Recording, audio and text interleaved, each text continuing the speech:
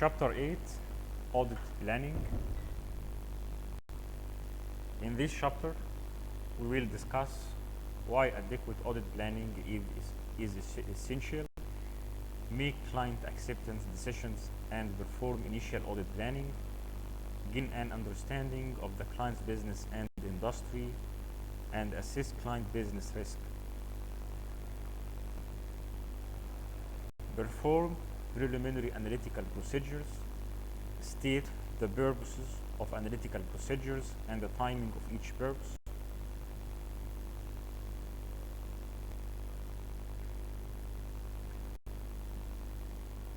For the first point, discuss why adequate audit planning is essential. There are three main reasons for planning. Firstly, to obtain sufficient appropriate evidence for the circumstances. Secondly, to help keep audit costs reasonable. Third, to avoid misunderstanding with the client.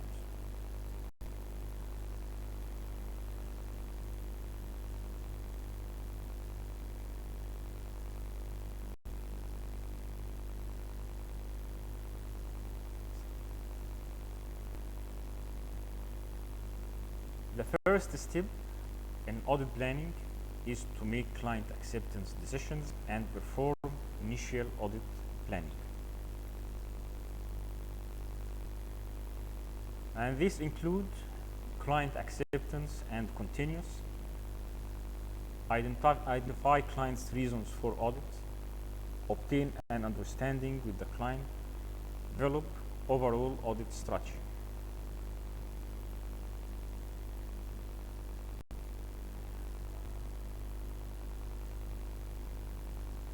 The new client investigations is required if previously audited. The new auditor is required to communicate with the predecessor auditor, and the client permission is required.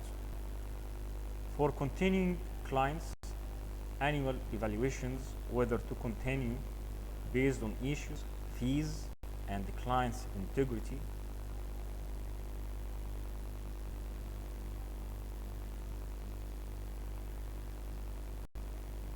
And there are two major factors affecting acceptable risk: the likely statement users and intended uses of the statement.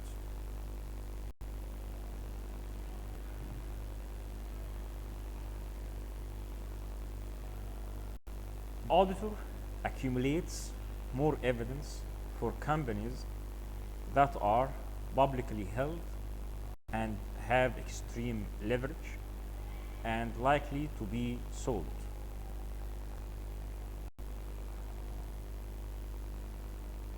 Although engagement terms should be understood between the auditor and the client,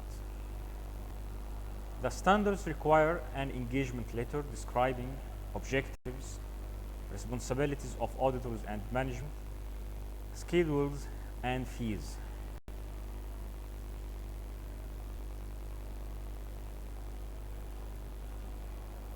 The engagement letter informs client that auditor cannot guarantee all act of fraud will be discovered.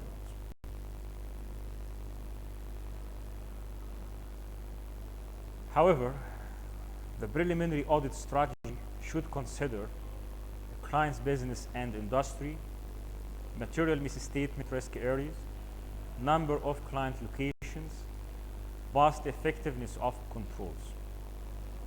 And the preliminary strategy helps auditor determine the resources requirement and staffing.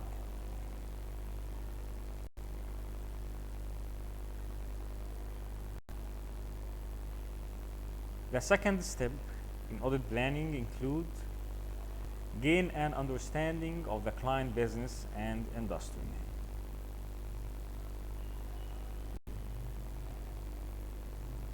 The client business risk is the risk that the client will fail to meet its objective. And this could be exist because of declines in economic conditions, information technology, global operations, and human capital. The reasons for obtaining an understanding of the client's industry and external environment are risks associated with specific industries, inherent risks common to all clients in certain industries, and unique accounting requirements.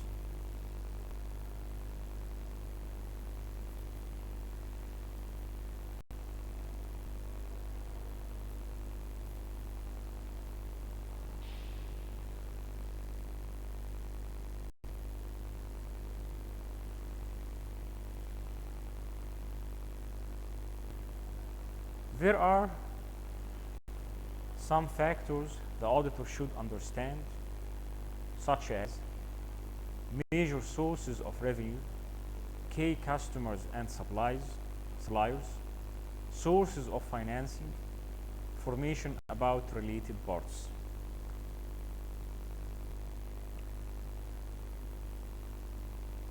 It is required by the auditor to tour the plant and offices to enable the auditor to assess asset safeguards and interpret accounting data related to assets.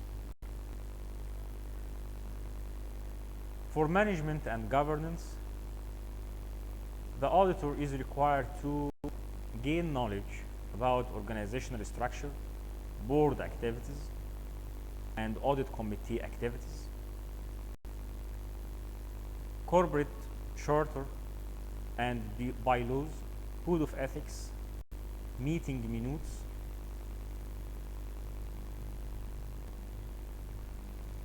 and management establishes the strategies and processes followed by the client's business.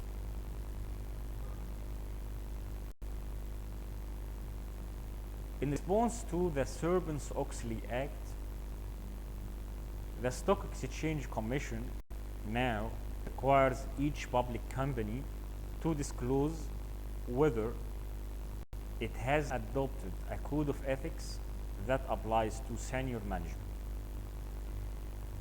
The SEC also requires companies to disclose amendments and waivers to the code of ethics.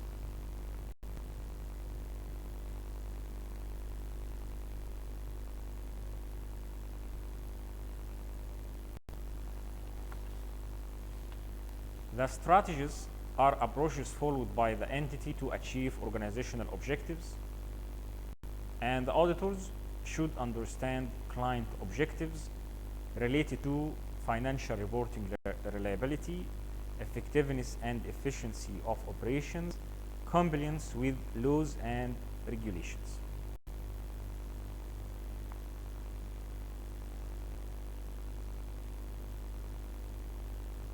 For measurement and performance, the client's performance measurement system includes key performance indicators such as market share, sales per employee, unit sales growth, website visitors, same-store sales, sales over square foot. Performance measurement includes ratio analysis and benchmarking against key competitors.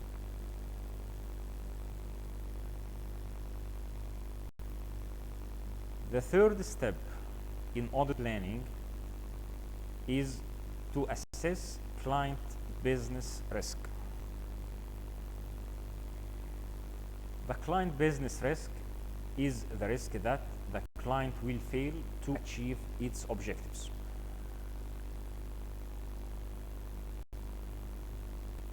What is the auditor's primary concern, and the material misstatements in the financial statements due to client's business risk.